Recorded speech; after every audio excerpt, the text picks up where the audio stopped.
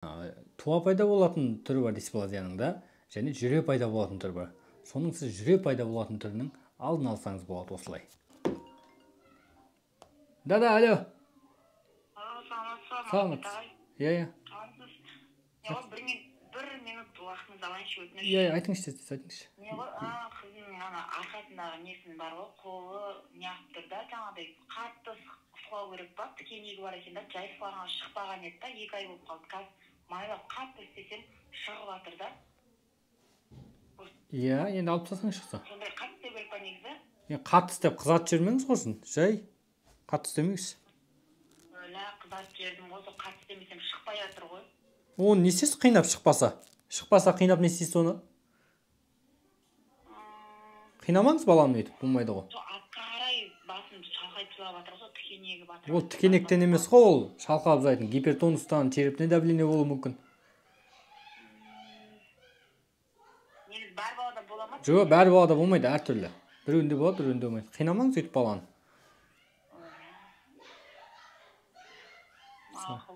Жақсы. Сәлем құрметті менің YouTube көрерменім. Бүгінгі тақырып туылғаннан бастап балаға қандай гимнастикалар жасауға болады. Зарядкада балаға. Қазір осы видеода көрсететін боламын. Ең алдымен видеоға лайк басайық достар. Және де төменде қызыл кнопка тұр. Егер бірінші рет келіп тұрсаңыз, подписаться деген батырманы басып тіркеліп кетіңіз. Себебі алдағы уақытта осындай көптеген пайдалы ақпараттармен бөлісетін боламын. Ендеше видеомызды бастаймыз.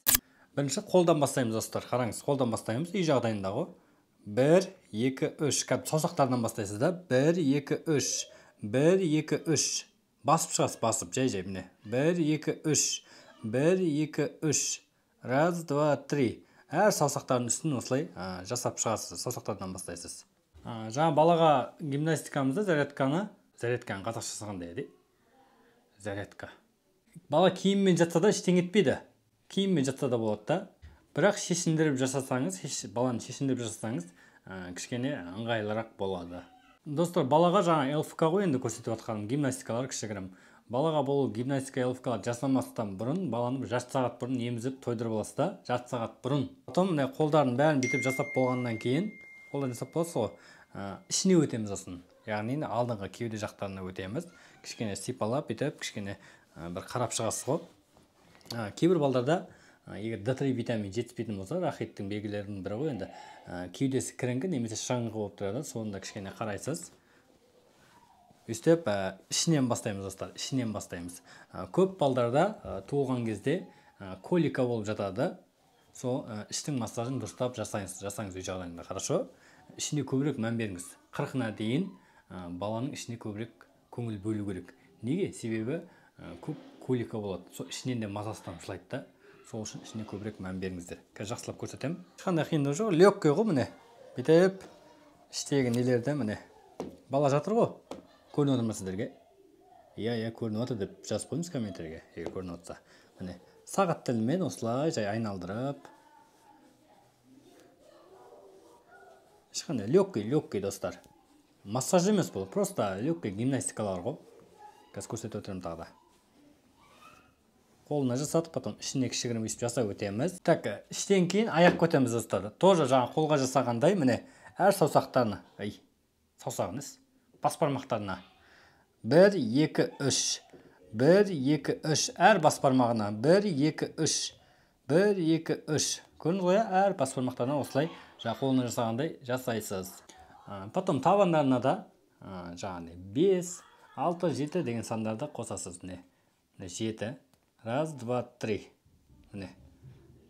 3. 8 деген сан, 6 деген сан.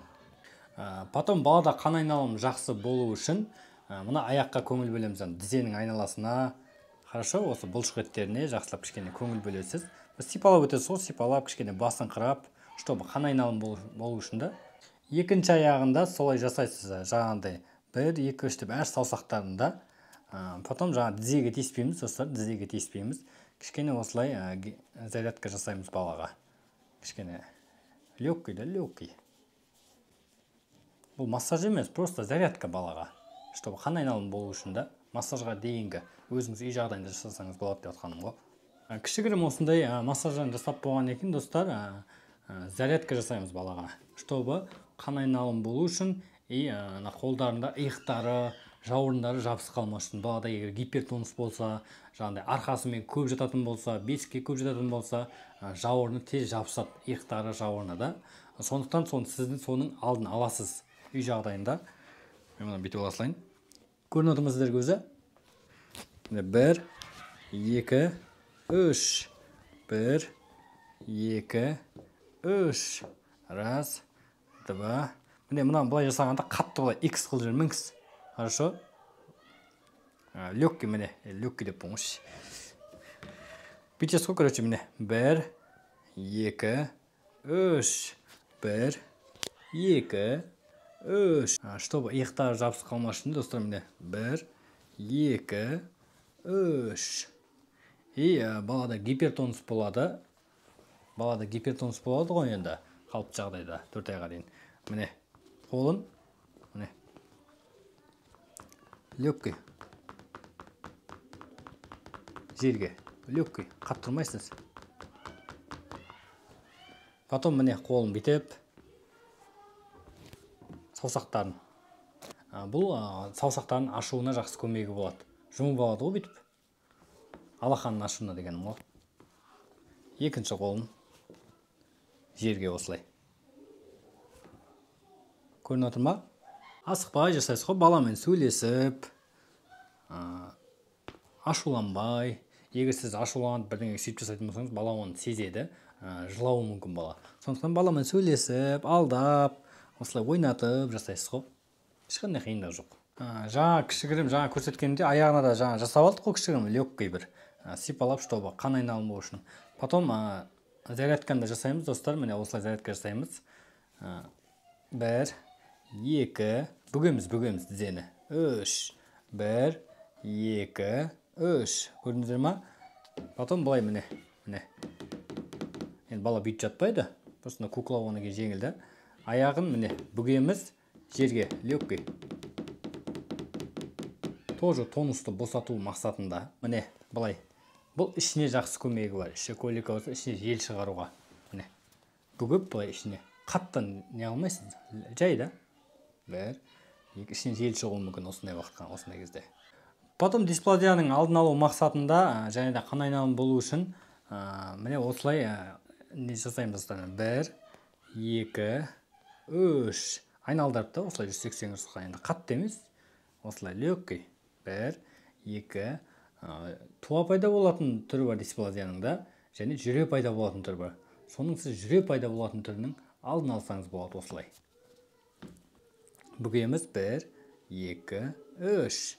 1, 2, 3. Ешқандай қиындық жоқ. Да, алло. Саламат. Иә. Бір минут уақытыңызды алайыншы, өтініш. Иә, айтыңызшы. Не ғой, қыздың арқасындағы несін бар ғой, қолы неғып тұр да, жаңағыдай қатты сылау керек па, тікенегі бар екен да, жай сылағанға шықпаған еді да, 2 ай болып қалды. Қазір майлап қатты істесем шығып жатыр да. Иә, енді алып тастасаң шықса. Сондай қатты істеу керек па негізі? Қатты істеп қызатып жүрмеңіз қойсын, жай. Қатты істемеңіз.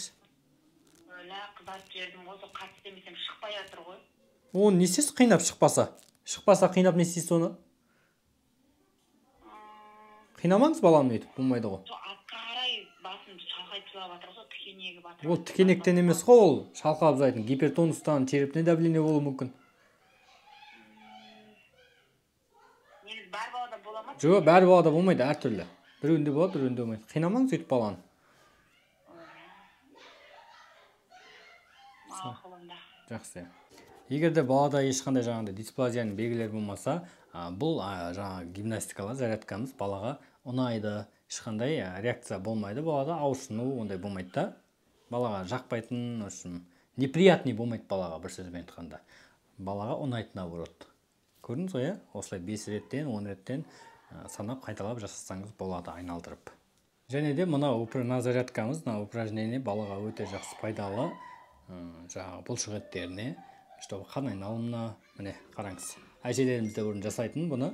Қараңыз. 1, 2, 3. Көрдіңіз ба? 1, 2, 3. Көрдіңіз ба? Көрініп отыр ма? 1, 2, 3. Мына тізесімен мына қолының шынатағын тегізесіз ғой.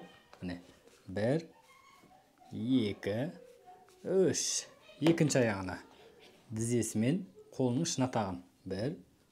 Абайлап жасаңыз, қолын шығарып жіберіп жүрмеңіз тағы. Және достар, баланы ішпен қашан жатқызамыз деп жатады. Баланы роддомнан шыққаннан кейін уже жатқызып үйрете берсеңіздер болады. Міне, ешқандай қиындығы жоқ. Кәдімгідей баланы ішпен жатқызсаңыз, көптеген пайдасы бар балаға. Жаңағы мына мойын бұлшық еттері тез қатаяды. Мойын бұлшық еттері. Бел омыртқасы тез қатаяды. Уақытысында отырады да бала. Потом жаңағы қолдары тез қатаяды. Чтобы уақытысында жорғалайды, уақытысында еңбектейді деген сияқты. Көрдіңіз бе қандай пайдасы бар ішпен жатқызғанның? Туыла салып үйретіңіз. Потом тағы да мындай көмегі бар. Колика болмайды, көп болмайды да. Ішіне көп желі қарыспайды. Желі қарысқан жағдайда ішіндегі желі жақсы шығады. Баланың ішіне желі жинап қалады ғой.